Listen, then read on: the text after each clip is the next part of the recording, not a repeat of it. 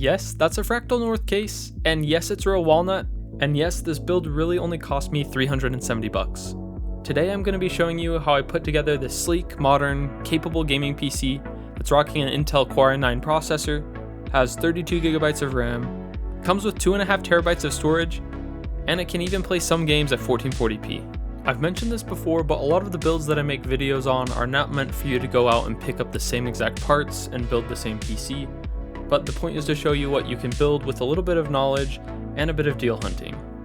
You can find a lot of good value buying used, and with the pricing of new PC parts constantly inflating year after year, especially GPUs, going the used route is the way to go if you're on a budget in my personal opinion.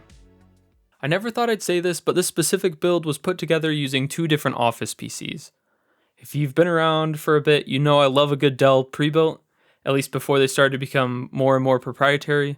And while I was browsing my local classifieds looking for the cheapest gaming PC in my area, I came across this computer. It's a Dell XPS 8930, which includes an i7 8700, 16GB of RAM, 16GB of Intel Optane memory, and a 2TB HDD. Then the reseller had also upgraded it and added an RX 6600. It was listed for $250, and after negotiating a little bit, I was able to pick it up for $220. After getting it home and inspecting it for a little bit, I realized that it mostly had standard connectors, and the motherboard was an M-ATX motherboard. The power supply was also a standard ATX size and had all the standard power connectors, which meant that I could potentially put this into a nicer looking case. I set the PC aside for a little bit as I was working on some other projects, and then a couple weeks later I came across the seller getting rid of some other office PCs. This included this Dell Precision 3431. I paid $80 for this system, and that included an i9 9900, 16GB of RAM, and a 512GB NVMe. Unfortunately, with this system, it's a lot more proprietary as far as the motherboard goes and the other components. So I had both of these on hand, and I was planning to use them in some project, but as I was thinking about it the next week, I realized that all I would really need to do to build a system out of the XPS tower was to add an SSD and then swap it into another case. At least that was the idea. And as I started looking at different SSDs, I remembered that the other Office PC that I picked up had that 512GB NVMe in it, and then I realized if I just combine the two computers together, I'd be able to upgrade the processor, RAM, and storage for just $80 total, which seemed like a no-brainer. So with those two computers, the last thing I would need was just a case to put everything in. And with the motherboard being a beautiful green color, I didn't really want to put it in a case with a glass side panel to show that off too much. Luckily, I have a couple cases on hand which have mesh side panels rather than glass side panels, so I decided to go with this Fractal Design North case. I picked this case up a couple months ago during December. I was looking for a pretty cheap case for a project then, and had found a listing for one for $15. When I messaged the seller, they told me it wasn't available anymore, but they did mention having some other cases on hand, including this Fractal North case. It is a little bit expensive new, but he sold it to me for $50. So reviewing the parts list, after combining everything together, we have the following. I'll be using the Dell XPS motherboard, a 2TB HDD, an OEM Dell 460W power supply, an XFX AMD RX 6600 GPU, and that's all from the XPS tower, and then 32GB of DDR4, so that's 16GB from each system. And then from the Dell Precision small form factor tower, I'll be using the Intel Core i9 9900, and then the WD 512GB NVMe. Then I'll put all that together in this Fractal North case. One thing that I failed to realize until I started putting the PC together was that the power supply cables are shorter than normal, so I needed an adapter for both the CPU power cable and the 24-pin motherboard power cable. I also added in one of my last Cooler Master tower coolers that I have on hand. It's a Hyper 212 Spectrum, and it cost me $10.73. The computer does work with the stock Intel cooler, and it works alright, but the CPU got pretty warm and loud under a full load, so I decided to swap that out. If you're penny pinching though, you can definitely start with the stock one. As a price breakdown, the XPS system was $220, the Dell Precision cost me $80, and then the Fractal North case was $50. And then the upgraded CPU cooler cost me $10.73, and then I added on another $11.76 for adapters, coming out to a total of $372.49.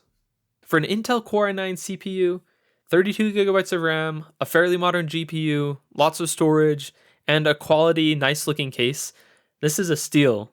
Those specs for this price are really solid. Putting the PC together was pretty smooth initially. All the parts were standard form factors, so it went together like any other PC build. As I tore down the XPS, I realized that there was not an I/O shield for the motherboard, so I made one out of some extra dust filter mesh that I had sitting around. If you wanted to dabble in some 3D printing, you might be able to print one as well. I found some files on Thingiverse that should work, but I haven't personally tested them. So I got everything put together and everything was going well until I started testing the PC. And that's when I found out that the motherboard was not as standard as I had hoped. This happens every time that I build in or try to upgrade pre-builts. There's always some annoying, frustrating proprietary thing that gets in the way, and this Dell XPS is no different. There's actually multiple things. If you have a Dell XPS 8930 and you're looking to upgrade it or swap it into a different case, I'm going to link in the description a Dell support thread that I found that addresses the issues that you'll probably run into. But I also wanted to go over some of them here as well. Almost all the motherboard connections and headers work normally, except there's checks done by the BIOS to see if components different than those from the XPS case are connected, or if anything is disconnected from the motherboard. And if there is, you'll be taken to an error screen at boot. And the frustrating thing about this is that there's no way to disable it from the BIOS. I wouldn't care too much for personal use if I was keeping this for myself, because it's just an error that you can bypass really quick. But in my case, if I want to sell the PC to someone who's unfamiliar with computers, it's going to be concerning to them that every time they boot the computer, it displays an error. So it'd be nice to find some way to turn these errors off. Unfortunately, there's not really a way outside of some physical modifications. So the main issues that I ran into were, first, for the power button / front I/O header, the BIOS is looking for 2 of these bottom pins to be shorted at boot, so pins 5 and 9 according to this pinout. Luckily, I have some jumper cables lying around, so that was a pretty easy fix. You just connect the 2 pins together. Next, the card reader also has these 2 pins that need to be shorted at boot. I was able to do the same thing again with a jumper cable that I had on hand. Lastly, and the most frustrating issue, are the USB 3 headers. My understanding is the blue one is not compatible with normal USB connectors, as Dell wired it differently. The black one is compatible with normal USB connectors, but for both of these, the BIOS is looking for a couple of pins to be connected at boot also, and so there's always going to be an I/O error if those pins are not shorted out at boot. So the only way to fix this is to connect them on the back of the board. I haven't fixed this for this motherboard. I'm still trying to decide how I want to address it. I could just leave it as is, or get the soldering gun out and go to town and try to solder some wires to the motherboard. We'll see what happens with that. If you have a similar system, definitely take a look at those Dell threads that I'll link below. That'll provide more information, and there's more pictures that are super helpful. Anyways, with those frustrations addressed, look at this build. Again, it cost $370, cheaper than buying a new GPU.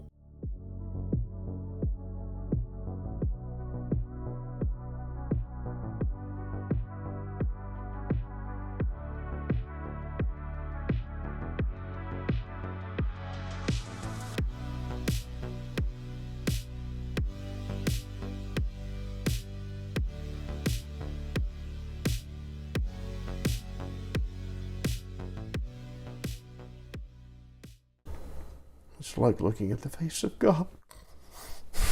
It really is. Let's now get into testing and see how this build runs.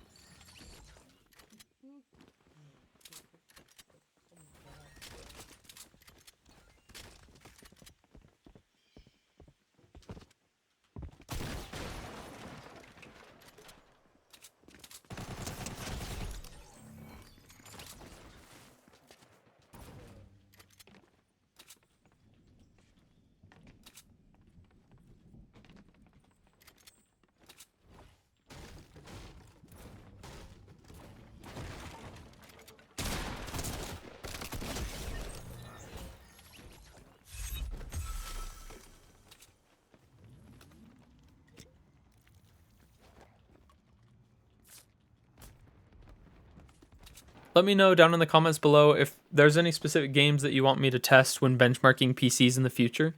I try to get a good variety of games, but I'm down to switch things up if people are interested or want to see specific games that fit that bill. So not only does this build look clean and modern, but as you saw, the performance of the build is good too, especially at the $370 price point. It struggles a bit with newer games at native 1440p, but you can definitely get away with some older games or esports games at 1440p, or drop that resolution down to 1080p.